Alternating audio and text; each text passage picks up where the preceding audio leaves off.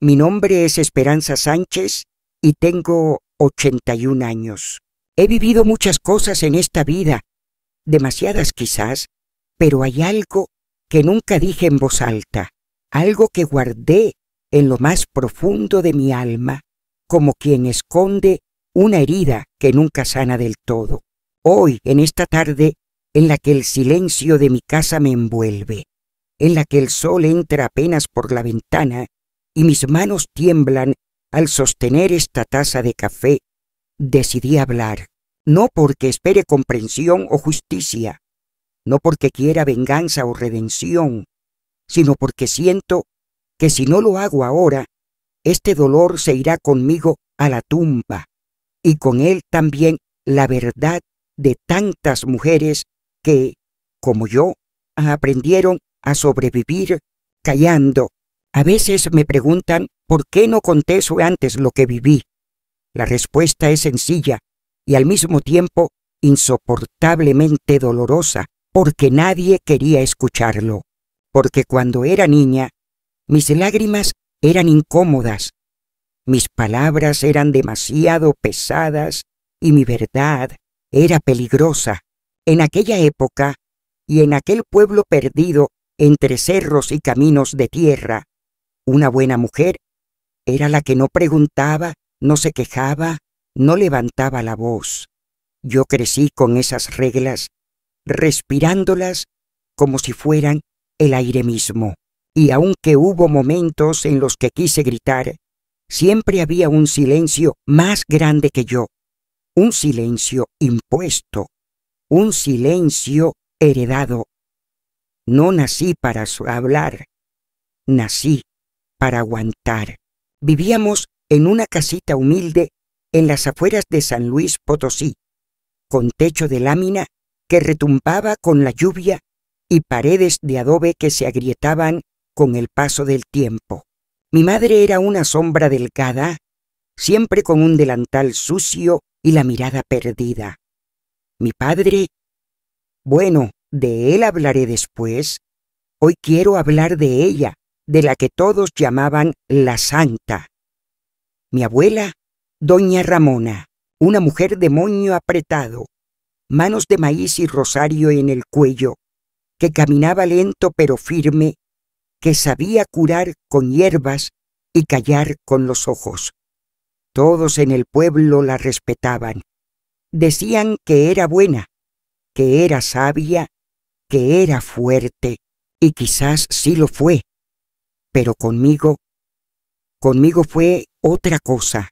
Me abrazaba, sí, me peinaba el cabello con cariño, me cantaba coplas antiguas mientras cocinaba frijoles en la estufa de leña.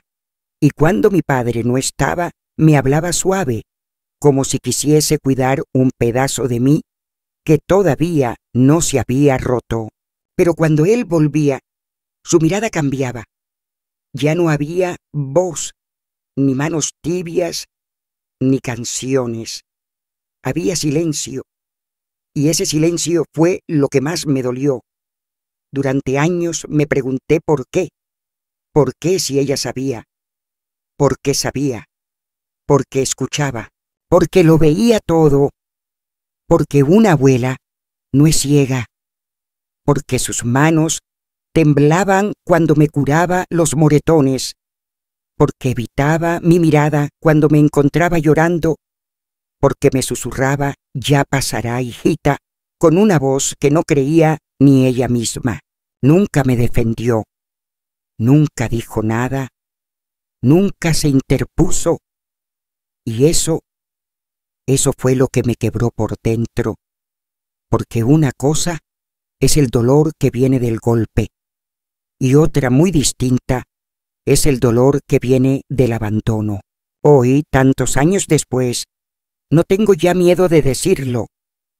No soy esa niña que se escondía bajo la mesa. Soy una mujer vieja, cansada, pero viva. Y mi voz, aunque débil, sigue siendo mía. Así que la voy a usar, porque quizás tú, que estás escuchando esto, también fuiste abrazada por alguien que te quiso a su manera pero que eligió callar, y quizás ese silencio te sigue quemando por dentro como me quemó a mí. Si es así, quiero que sepas que no estás sola. Esta es mi historia, y ya es hora de contarla. A veces me pregunto qué fue lo que realmente me obligó a recordar. Uno vive con ciertos dolores dormidos, bien guardados en un rincón oscuro del alma, y de repente algo los despierta. A mí me ocurrió hace unos meses, cuando una vecina del barrio vino a dejarme pan dulce, y mientras tomábamos café en el porche, me dijo: «Usted tuvo una abuela hermosa, ¿verdad?». Me contaron que doña Ramona era una santa, una mujer de esas que ya no existen.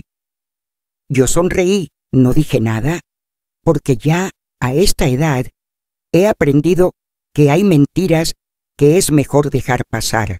Pero esa noche, mientras me acostaba en mi camita, con las piernas entumecidas y la espalda punzando como siempre, sentí una punzada más profunda en el pecho. La palabra santa me retumbaba en los oídos como un eco injusto, como una broma cruel.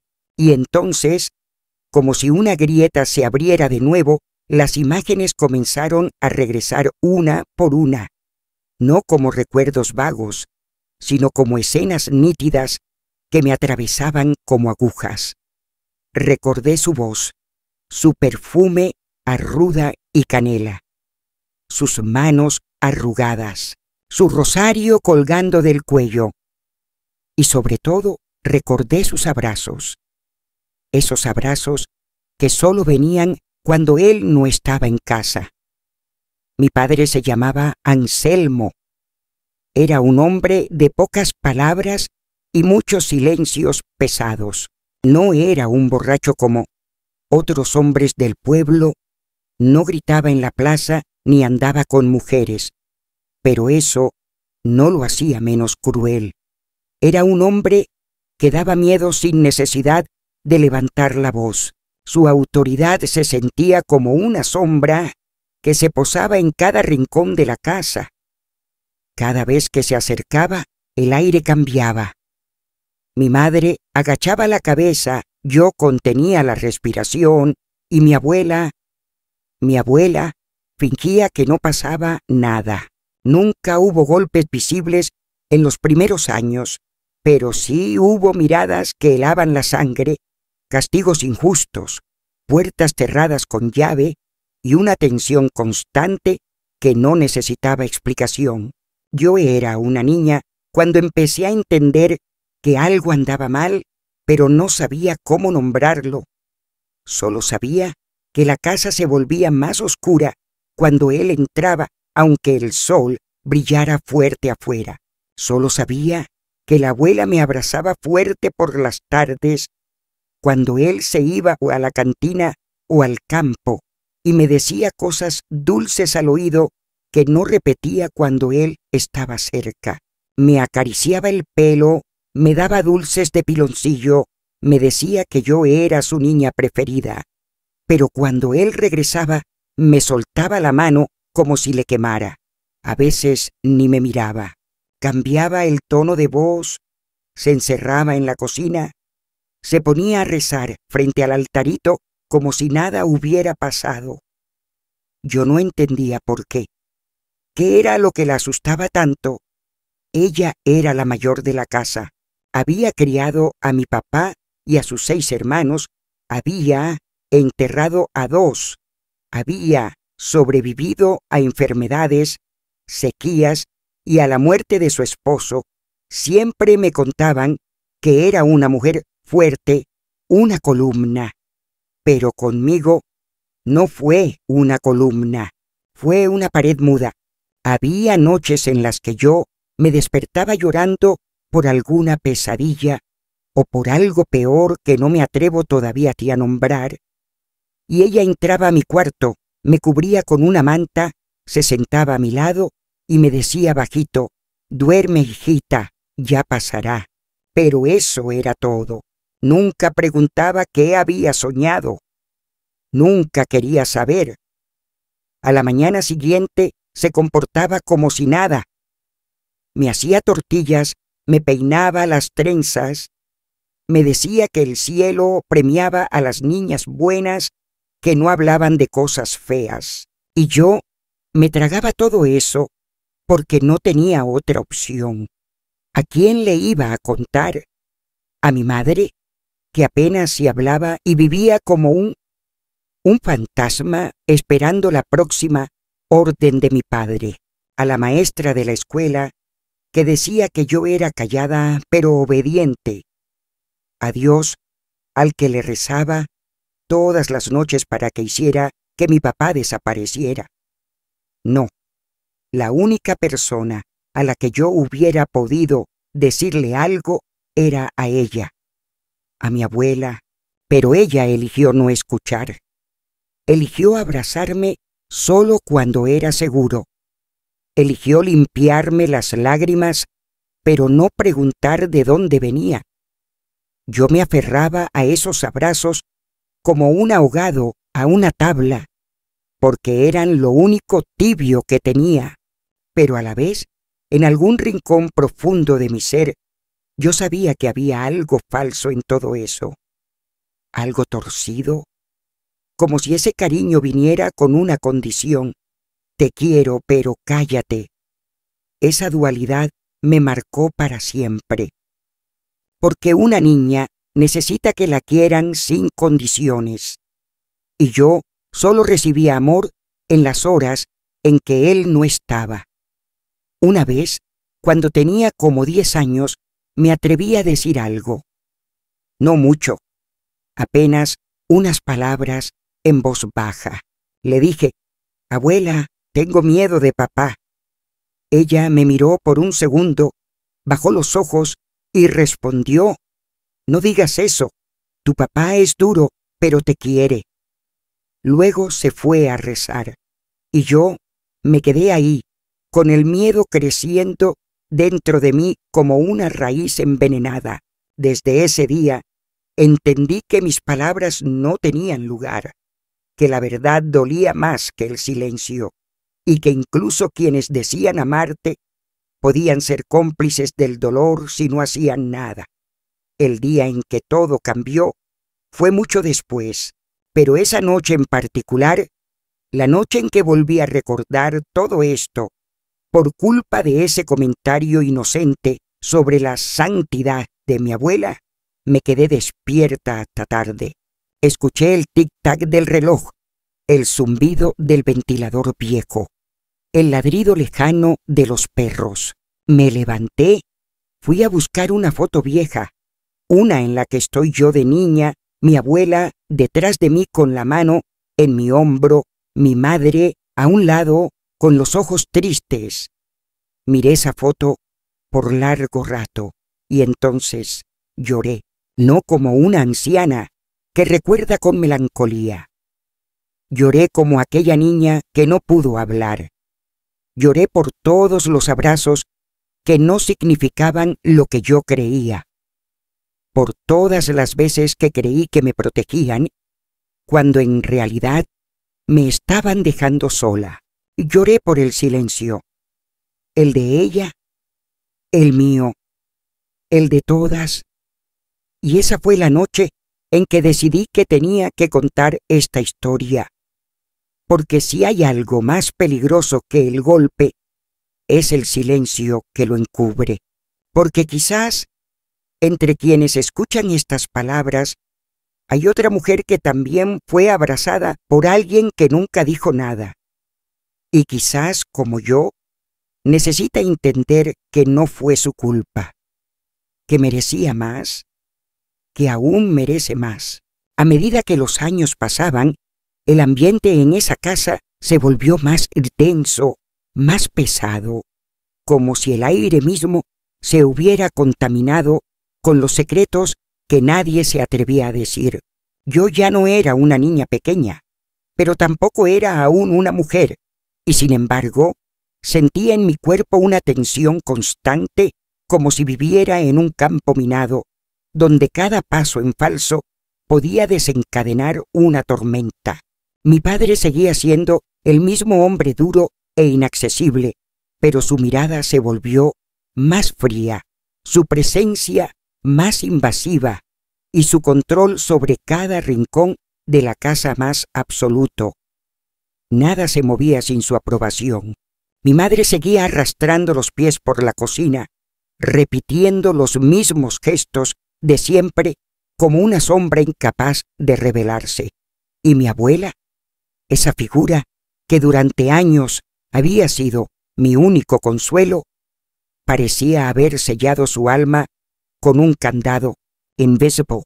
Ya no me abrazaba con la misma ternura, ya no cantaba, ya no me decía que todo iba a estar bien. Solo me observaba de reojo como si en sus ojos ya no quedara espacio para la esperanza.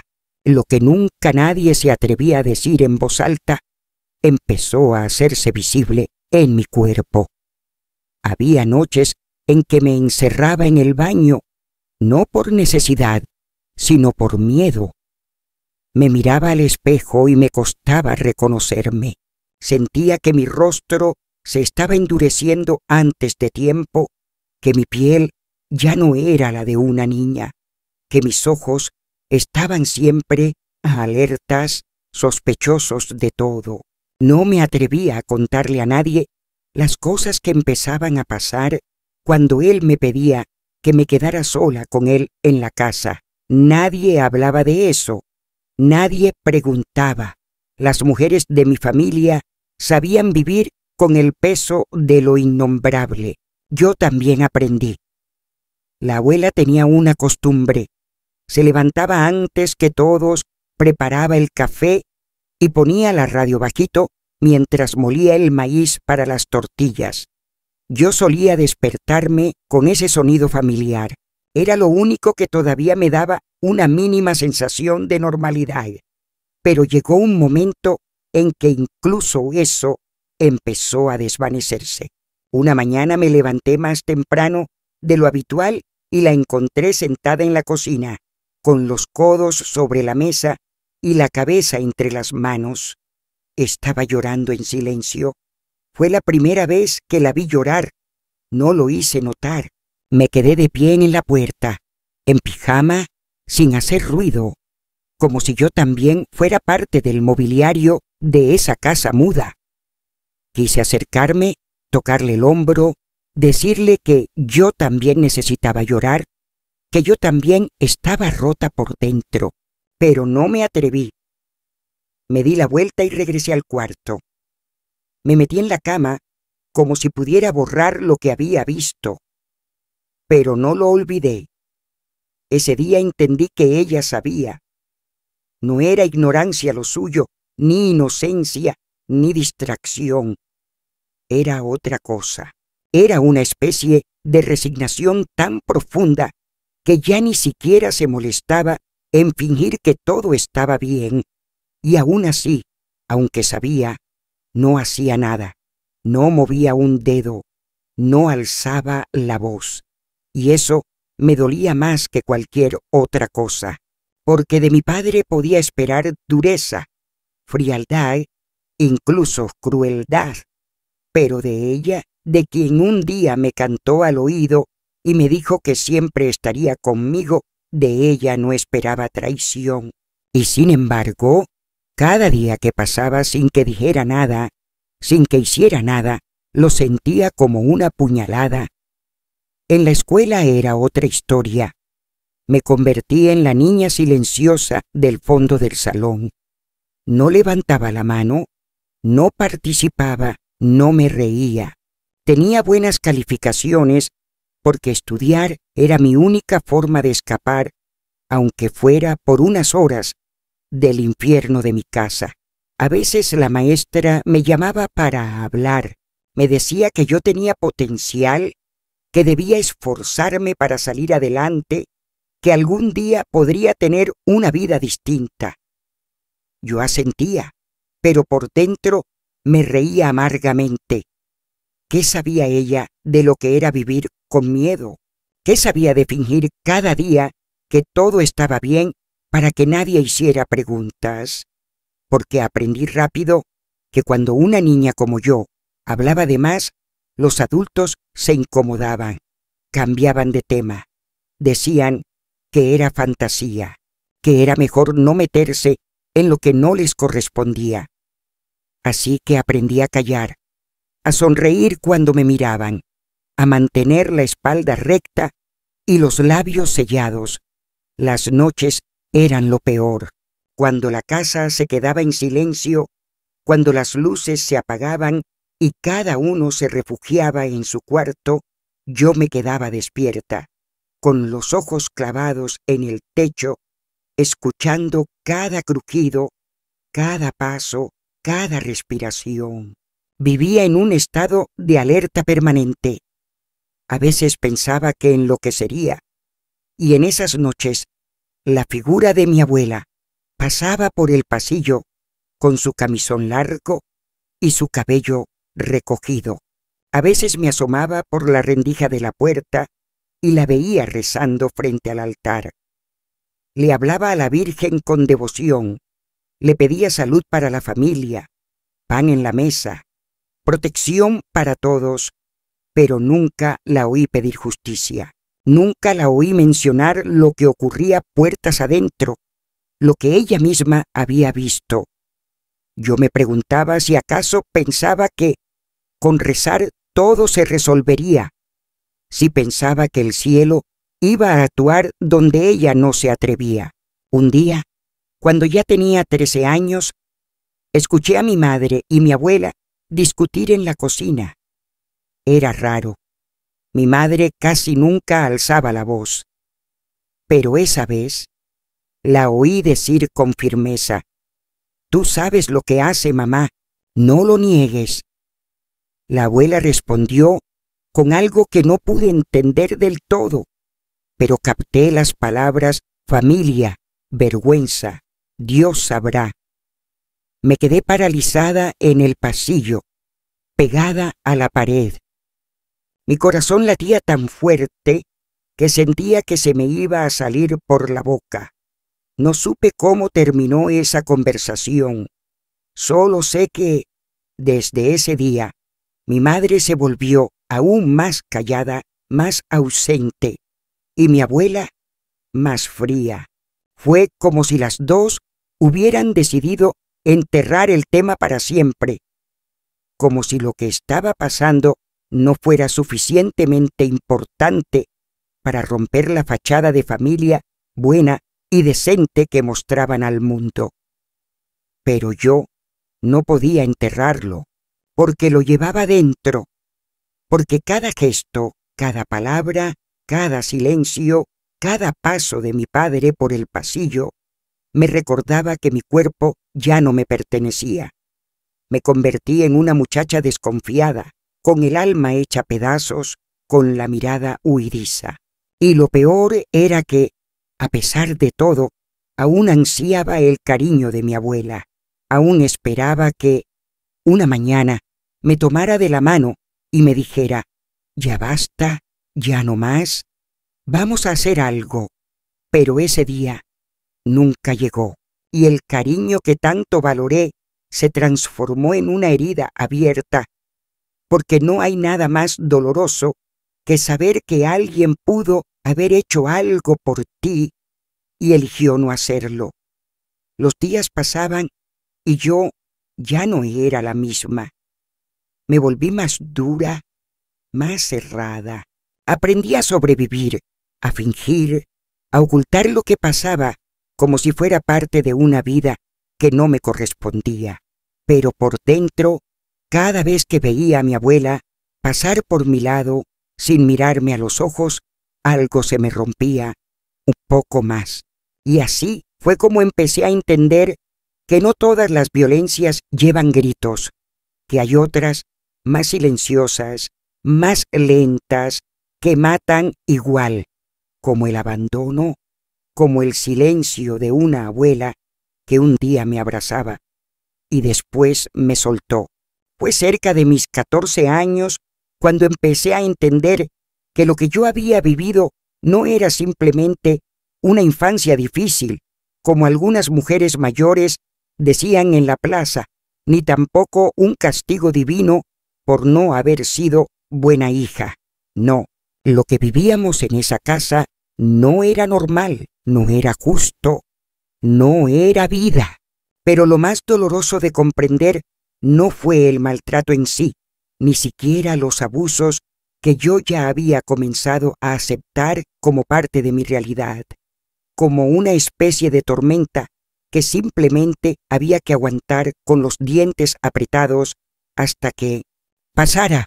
Lo que me quebró por dentro fue darme cuenta, de golpe, que todos los adultos a mi alrededor lo sabían, y ninguno había hecho nada.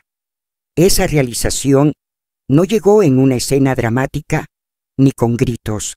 Fue más bien como una grieta que se fue abriendo lentamente, hasta que un día lo vi todo con una claridad tan dolorosa que me quitó el aliento.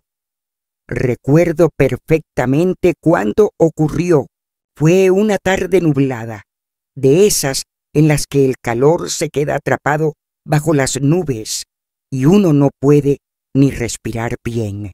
Mi padre había salido al pueblo con la excusa de ir a comprar unas herramientas y mi abuela estaba sentada en su sillón habitual, ese que daba justo frente a la ventana. Yo estaba en el suelo, remendando mi vestido de los domingos, el único decente que tenía.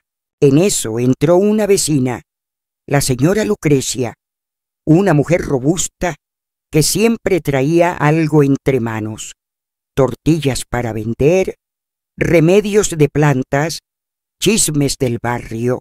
Se sentó y comenzó a hablar con mi abuela de cosas triviales, que si el nieto de fulana había sacado malas notas, que si tal señora se había ido del pueblo con otro hombre.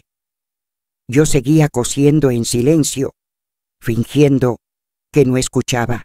Pero entonces Lucrecia bajó la voz y dijo algo que me hizo detener la aguja en seco. Dicen que Anselmo tiene mal genio, que se pasa con las niñas. ¿Tú has notado algo raro en tu nieta? El silencio que siguió fue un abismo. Yo no me atreví a levantar la mirada, pero cada parte de mi cuerpo estaba escuchando, temblando. Mi abuela suspiró. Los hombres son así, Lucrecia, y los chismes hacen mucho daño. No conviene hablar de lo que no se ve con los propios ojos. La otra mujer no insistió. Cambió de tema con rapidez. Pero yo ya no podía volver a coser. Me temblaban las manos, y ahí, en ese momento, lo supe con certeza. No solo mi abuela lo sabía, otras también lo sospechaban, pero preferían no ver, no hablar, no intervenir, y si todas miraban hacia otro lado, entonces yo estaba sola, absolutamente sola. Esa noche no dormí.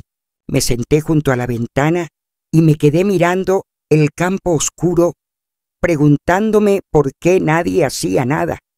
Si sabían, ¿por qué callaban? ¿Por qué yo tenía que cargar con todo ese dolor? ¿Por qué la única respuesta que encontraba eran frases como «así son los hombres», «mejor no provocar», «Dios ve todo»?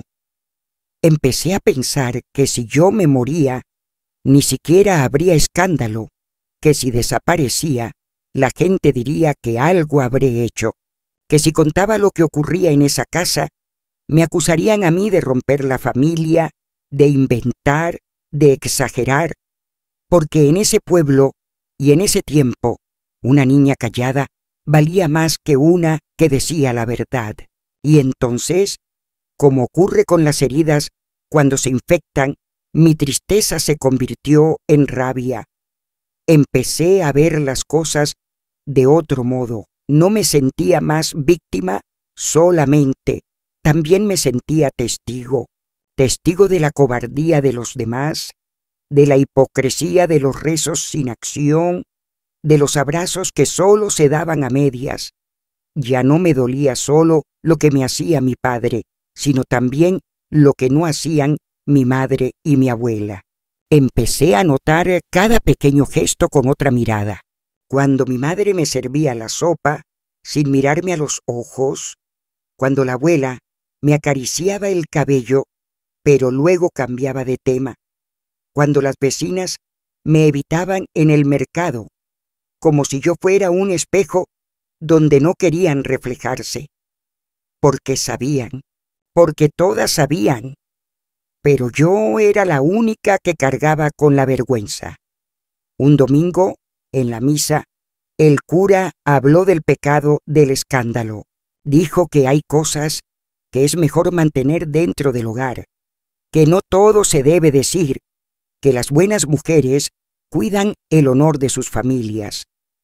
Miré a mi abuela en el banco de adelante. Tenía el rosario entre las manos y los ojos cerrados con devoción. En ese momento sentí un desprecio que me asustó, porque yo había querido ser como ella. La había admirado. Había creído en sus cuentos, en sus oraciones, en sus consejos. Pero ahora solo veía a una mujer que se escudaba en la fe para no hacer lo correcto. Una mujer que me dejó sola mientras rezaba por la paz de un hogar construido sobre mi dolor. Ese día entendí que yo no podía esperar nada de nadie, que si quería vivir, si quería escapar, tendría que hacerlo sola, que nadie iba a venir a rescatarme, ni Dios, ni mi madre, ni mucho menos ella. Y sin embargo, no podía dejar de anhelar un gesto, un solo gesto, una palabra, una disculpa, un perdón, hija. No supe cómo ayudarte. Pero ese gesto nunca llegó. Mi abuela siguió su rutina como si nada. Siguió haciéndome té de manzanilla cuando tenía dolor de vientre. Siguió dándome su bendición cada vez que salía de casa. Siguió diciéndome que era una niña buena. Pero yo ya no era una niña y ya no era buena. Era una muchacha llena de furia, de tristeza, de ganas de gritar hasta que se rompieran todas las ventanas de esa casa maldita.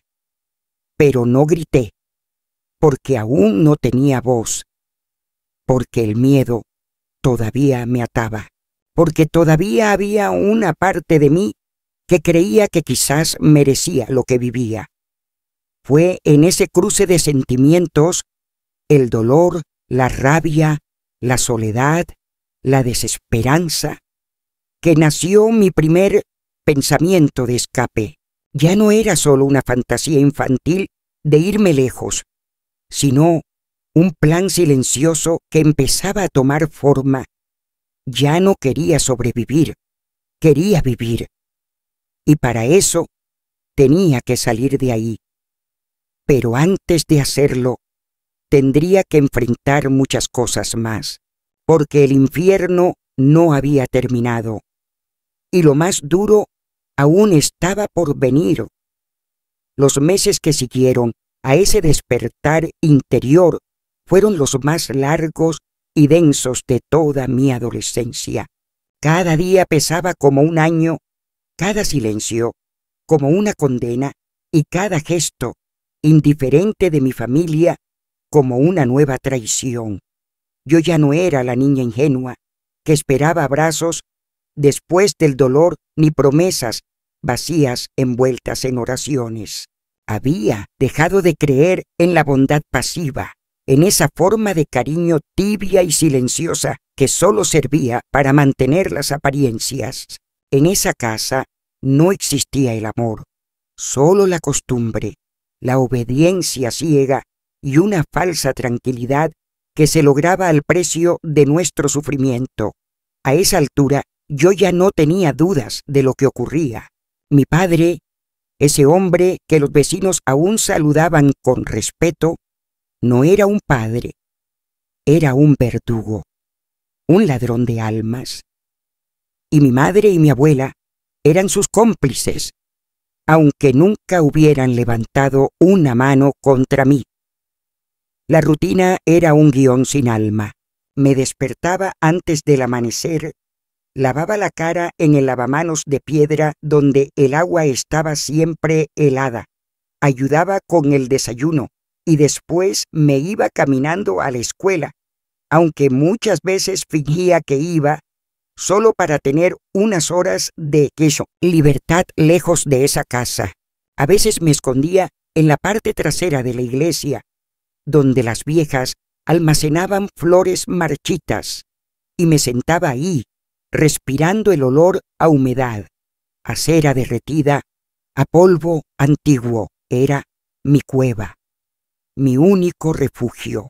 En ese rincón oscuro, donde nadie me buscaba, podía llorar en silencio, apretar los dientes sin que me juzgaran, dejar que el dolor saliera por los poros, aunque fuera solo por un rato.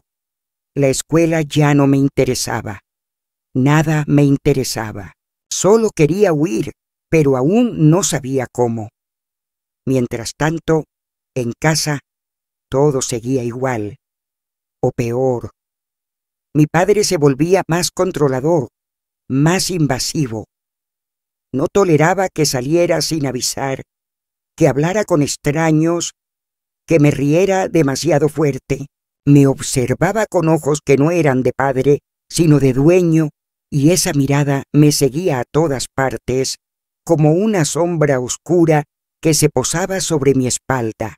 Ya no me hablaba mucho, no hacía falta. Su presencia bastaba para recordarme lo que yo era para él. Una propiedad. Mi madre se volvía más ausente, más marchita. La veía caminar por la casa como una hoja arrastrada por el viento. Hacía las tareas del hogar con una especie de trance, y cuando por las noches se sentaba a coser, lo hacía con las pupilas fijas, como si su mente estuviera en otro lugar, muy lejos. Y mi abuela había adoptado una estrategia cruel, la negación. Me hablaba de trivialidades, de recetas, de las noticias del pueblo, pero nunca, jamás volvía a mirarme con esos ojos que un día fueron cálidos. Era como si yo hubiera desaparecido para ella, como si al notar mi transformación, mi endurecimiento, ya no supiera qué hacer conmigo. Yo, que antes era su niña, su compañía, me había convertido en el espejo que ella no quería mirar. Una tarde de agosto, mientras el calor hacía que las paredes sudaran, ocurrió algo que me partió definitivamente. Yo estaba limpiando el patio trasero cuando escuché a mi abuela hablando con una vecina en voz baja. No sabían que yo estaba ahí.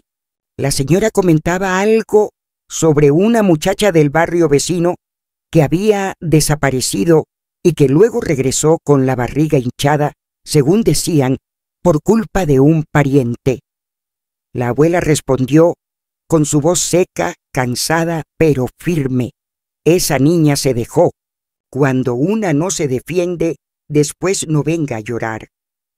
Esa frase me entró como una daga en el estómago. Me senté en el suelo, escondida detrás de los arbustos, con la escoba en la mano, sin poder respirar. ¿Eso pensaba de mí también? ¿Que yo me había dejado? ¿Que lo que me pasaba era por falta de defensa? ¿Por no haber gritado? ¿Por no haber escapado? Sentí una rabia profunda, un resentimiento que me hizo temblar de pies a cabeza, porque era ella la que debía haberme defendido. Era ella quien sabía, quien había visto, quien había escuchado. Y aún así me condenaba en silencio, me juzgaba, me abandonaba. Esa noche no bajé a cenar. Cerré la puerta del cuarto con seguro y me tapé con la sábana hasta la cabeza. No lloré, ya no podía llorar. Llorar era un lujo de quienes todavía tienen esperanza. Yo solo sentía vacío, y dentro de ese vacío nació una decisión. No podía seguir ahí. No podía pasar otro año, otro mes, otra semana bajo ese techo. Tenía que salir. Pero tenía miedo. Miedo de no tener a dónde ir, miedo de que nadie me creyera, miedo de acabar como esa muchacha del barrio vecino, señalada, humillada, culpada. Y sin embargo, el miedo a quedarme era más grande, así que comencé a planear. El primer paso era guardar algo de dinero. Cada vez que la abuela me enviaba a comprar pan o velas y me sobraba una moneda, la escondía debajo del colchón, dentro de una caja de galletas vacía que nadie abría. Era poco, pero era mío. También comencé a hacer preguntas discretas. A una compañera de la escuela le pregunté si conocía a alguien que hubiera trabajado en la ciudad. Me dijo que su tía estaba en una fábrica en San Luis. Me contó que allí alquilaban cuartos pequeños, pero seguros, donde una podía vivir sola. Esa información fue como una chispa en la oscuridad, una posibilidad, un mapa, un camino. Me aferré a eso como a un salvavidas. Pero mientras yo trataba de trazar mi fuga, en casa todo se volvía más hostil. Mi padre comenzó a notar que yo ya no era sumisa como antes, que ya no bajaba la mirada con tanta facilidad, que no corría a obedecer sus órdenes sin preguntar, y eso lo enfurecía. Una noche me enfrentó. Me preguntó si ya no lo respetaba. Yo no respondí. Me quedé quieta, mirando al suelo. Entonces me tomó del brazo con fuerza y me apretó tan fuerte que me dejó marcas. Fue la última vez que me tocó así, porque esa misma noche, mientras yo curaba los moretones con un trapo húmedo, algo se rompió definitivamente dentro de mí. Ya no le tenía miedo, le tenía asco, y decidí que era ahora o nunca. Al día siguiente fui a la escuela y no volví. Caminé hasta la carretera, esperé el autobús más temprano y me subí sin mirar atrás. Tenía conmigo una pequeña bolsa con un par de mudas de ropa, la caja de galletas con monedas y una dirección escrita en un papel arrugado. No lloré, no temblé, solo miré por la ventana mientras el paisaje se alejaba, mientras la casa de adobe quedaba atrás, mientras las montañas tapaban el pasado con su sombra. Me sentí libre por primera vez, como si por fin respirara con mis propios pulmones. Lo que vino después no fue fácil. La ciudad era dura, impersonal. Dormí en una estación de autobuses la primera noche. Comí pan duro durante 3 días hasta que conseguí que me dejaran limpiar un almacén a cambio de comida. Poco a poco fui encontrando formas de sostenerme. Fui a la fábrica que me habían recomendado y con suerte me dieron trabajo.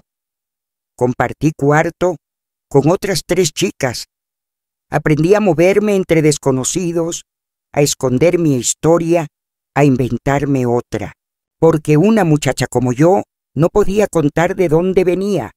Me volví otra versión de mí, más fuerte, más callada aún, pero viva. Y sin embargo, por las noches, cuando el ruido de la ciudad se apagaba, cuando el cansancio me tumbaba en el catre, volvía a mí ese rostro, el de ella, el de mi abuela, no el de mi padre, no el de mi madre, el de ella, porque a pesar de todo, aún me dolía. Aún esperaba que un día me buscara, que me escribiera, que me dijera que lo sentía. Pero no lo hizo. Nunca lo hizo. Nunca supe si se enteraron de mi partida, si me buscaron, si lloraron. Yo no volví la vista atrás, porque sabía que si lo hacía, si regresaba, si me dejaba tocar otra vez por su silencio, me moriría. Y así fue como aprendí que el abandono no siempre es gritado. A veces es murmurando una oración mientras cierras los ojos. A veces es acariciando a alguien sin querer ver sus heridas. A veces es mirando hacia otro lado mientras alguien se rompe por dentro. Y eso también es violencia. Y de esa violencia fue de la que más me costó sanar. Pasaron los años, muchos, más de los que me gusta contar. Me acostumbré a vivir lejos de todo lo que conocí en mi infancia, lejos de ese pueblo donde el silencio tenía más poder que la justicia, lejos de esas paredes donde las oraciones tapaban los gritos y donde el cariño era una máscara que servía para ocultar el abandono. Aprendí a trabajar, a pagar mi cuarto, a cocinar con lo justo, a no esperar nada de nadie. Aprendí también a construir una versión de mí que pudiera caminar por la calle sin temblar, sin mirar para atrás, sin llorar en público. Era una joven rota que fingía estar entera, una mujer que nunca aprendió a confiar del todo, ni siquiera en sí misma. Tuve amigos, pocos, algunos hombres intentaron acercarse, pero yo siempre los alejaba con una mezcla de desconfianza y miedo que no sabía cómo disimular. No podía amar a nadie porque aún no había aprendido a perdonarme por no haber sido amada como merecía. El tiempo me endureció por fuera, pero por dentro la herida seguía abierta. A veces, en medio del trabajo o en una fila de supermercado, sentía que el pasado me respiraba en la nuca. Bastaba oler cierto perfume, ver una trenza de niña, escuchar una palabra como abuelita para que mi estómago se cerrara. Nunca hablé con nadie sobre lo que viví. Guardé todo, como si fuera un secreto sucio, como si aún, después de tantos años, yo siguiera siendo culpable de algo. Pero eso cambió cuando cumplí 50 años. No por magia, no porque un rayo de luz me iluminara. Cambió porque recibí una carta escrita con una caligrafía que reconocí de inmediato, aunque los años la hubieran vuelto temblorosa. Era de mi madre. Me decía que mi abuela estaba muriendo, que apenas comía, que casi no hablaba, que se la pasaba en su cuarto mirando por la ventana como si esperara algo o a alguien. A veces pregunta por ti, decía la carta. A veces dice tu nombre en voz baja. Creo que quiere verte. Leí esa frase muchas veces. No sabía cómo sentirme. Parte de mí quería romper esa carta, escupir sobre ella y seguir con mi vida. Pero otra parte, más callada, más vieja, más triste, empezó a temblar por dentro. ¿Y si iba? ¿Y si volvía? ¿Y si la miraba a los ojos por última vez y le decía todo lo que me guardé? ¿Y si por una vez era yo quien ponía las palabras sobre la mesa? Pensé mucho, dudé aún más, pero finalmente, una mañana de diciembre, subí a un autobús rumbo al pueblo que creí haber dejado atrás para siempre. Llegué al anochecer. Nada había cambiado, pero todo me parecía más pequeño. Las calles, las casas, los árboles, el portón de la casa seguía siendo el mismo, con su crujido oxidado. Toqué con los nudillos y fue mi madre quien abrió. Nos quedamos en silencio unos segundos eternos. Estaba envejecida, encogida, con el rostro surcado de arrugas profundas. Me invitó a pasar sin hablar mucho. Me ofreció café, pero yo no tenía hambre ni sed. Solo quería verla a ella, a mi abuela. Entré al cuarto con el corazón latiéndome como cuando era niña. Allí estaba, acostada, diminuta, con la mirada fija en un punto del techo. Al principio no me vio o no me reconoció. Me acerqué, tomé su mano. Estaba fría, como si ya perteneciera a otro mundo. Dije su nombre. Abuela. Entonces parpadeó, movió los ojos hacia mí y susurró apenas audiblemente: ¿Eres tú, hijita? No supe qué responder. Sentí que me ahogaba. Me senté a su lado y por unos minutos solo la miré. Había tanto que decir, tantas palabras atragantadas, tantas preguntas que me habían desvelado toda la vida. ¿Por qué no hiciste nada? ¿Por qué no me defendiste? ¿Por qué me abrazabas con una mano y me soltabas con la otra? ¿Por qué fingiste que no veías lo que me hacían? Pero no dije nada de eso, porque ella habló primero, con la voz rota, como si cada palabra fuera una espina saliendo del pecho.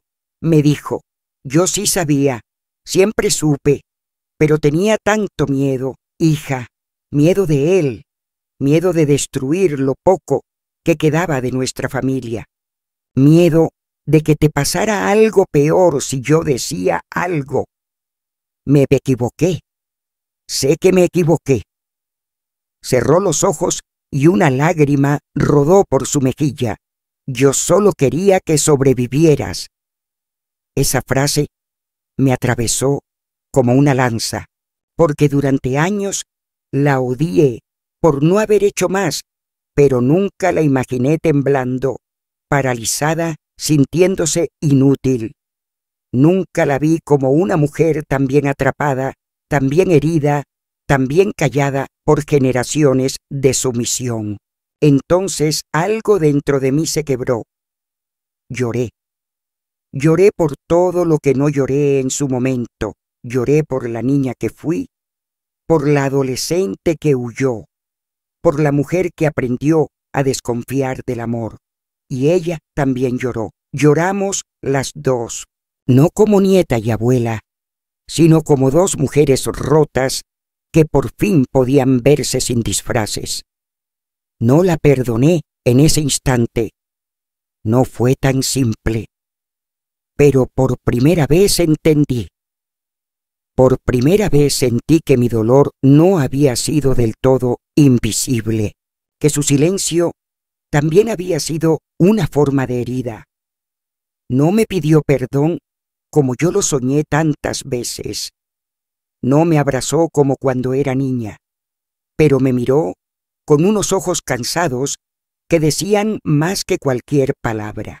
Y eso, aunque no curó mi pasado, alivió una parte de mi alma que pensé perdida para siempre. Murió 3 días después, en paz, sin más palabras, pero yo supe que esa última mirada fue su despedida verdadera, no de mí, de la culpa, de su silencio, de todas las noches en que no se atrevió a hablar. Después del entierro, volví al cuarto que me habían preparado, el mismo donde dormía de niña, con las paredes gastadas y el mismo crucifijo de madera colgado encima de la cama.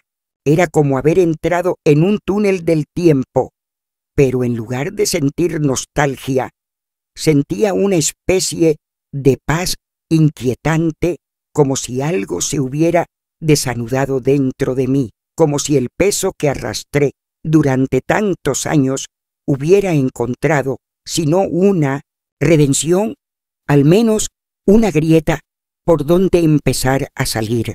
Me quedé despierta hasta tarde, mirando el techo, escuchando los grillos del campo y el rumor de la noche que tanto me aterraba cuando era pequeña.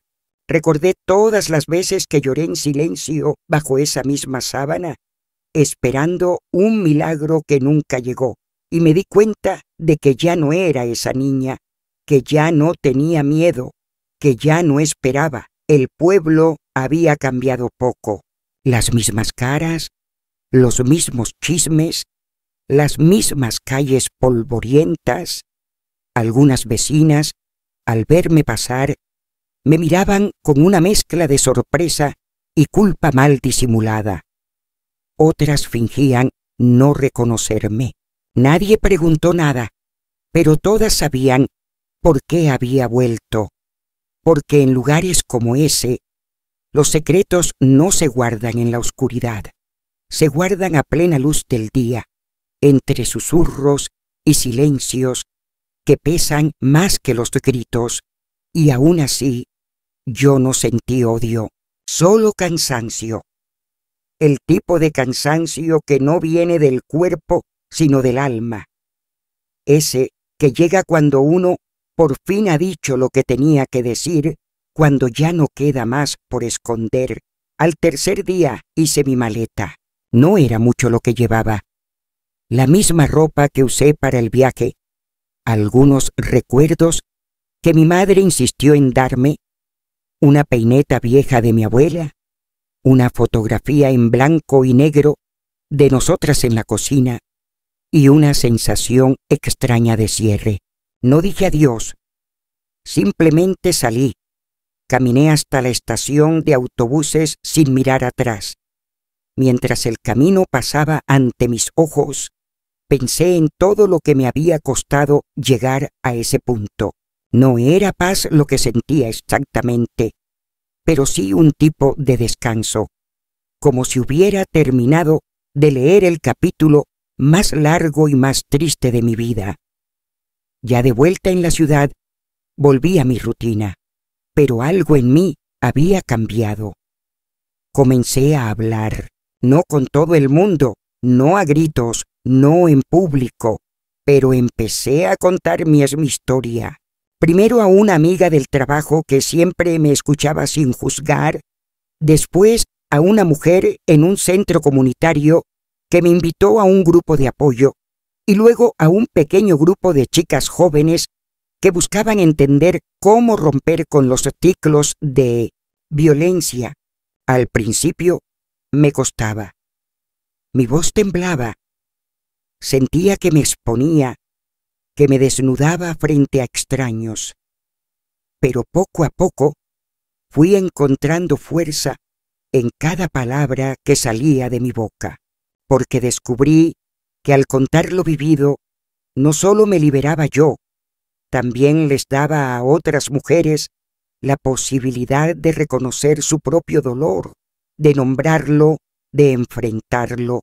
Nunca me casé, nunca tuve hijos, pero con el tiempo me rodeé de mujeres que fueron como hermanas, como hijas, como espejos. Mujeres que habían pasado por lo mismo o por cosas peores, que sabían lo que significaba callar por miedo, fingir por necesidad, aguantar por costumbre.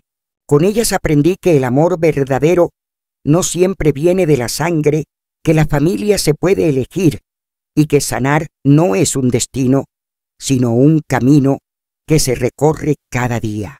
Aprendí también a perdonarme por lo que no pude evitar, por lo que no supe hacer, por lo que no dije cuando debí gritar. Y aunque nunca llegué a perdonar del todo a mi abuela, sí logré comprenderla. Entendí que su silencio fue el fruto de una vida entera marcada por el miedo, por la obediencia impuesta, por una cultura que enseñó a las mujeres a callar para sobrevivir. Y en esa comprensión encontré un poco de consuelo. Hoy tengo 81 años. Vivo sola en un pequeño departamento lleno de plantas y de fotos de mujeres que han pasado por mi vida. Algunas ya no están, otras me llaman de vez en cuando, otras siguen luchando, cada una a su manera. Me recuerda que valió la pena no rendirme, que valió la pena huir, que valió la pena volver, aunque fuera solo para cerrar una puerta. A veces me despierto por la noche y me quedo escuchando el silencio. Ya no me da miedo, porque ahora sé que el silencio también puede ser paz, no solo castigo. Ahora sé que mi voz importa, aunque llegue tarde. Y si he decidido contar esta historia después de tanto tiempo, es porque no quiero que otra niña crezca pensando que merece ser callada, que merece ser olvidada, que el cariño tibio de una abuela asustada es lo único a lo que puede aspirar. A ti que estás escuchando esto, solo quiero decirte una cosa: no estás sola. No importa cuántos años hayan pasado, no importa si todos a tu alrededor eligieron mirar hacia otro lado, tu historia importa, tu dolor merece ser nombrado, y tu voz, incluso rota, incluso temblorosa, tiene el poder de cambiar algo, aunque sea dentro de ti, aunque sea hoy. Y eso ya es mucho.